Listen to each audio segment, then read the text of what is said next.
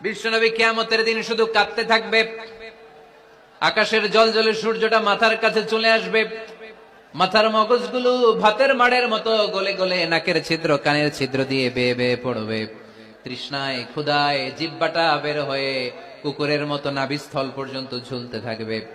জমিনটারে তামার জমিন বানিয়ে দেওয়া হবে, সবাই শুধু বলবে ইয়া নফসি, আল্লাহ তুমি আমারে বাঁচাও। অলিরা বলবে ইয়া নফসি, শহীদরা বলবে ইয়া নফসি, নবীরা বলবে ইয়া নফসি, উম্মত বলবে ইয়া নফসি, সবাই বলবে আল্লাহ তুমি আমারে বাঁচাও। ঠিক ওই মুহূর্তে বিশ্বনবী প্যারা নবী মাকামে মাহমুদে সিজদায় পড়ে কাঁদবে। তিনি ইয়া নফসি না বলে চিৎকার করে কেঁদে কেঁদে বলবে উম্মতি উম্মতি রবলি হাবলি উম্মতি, ও রব আমার উম্মতকে তুমি বাঁচাও।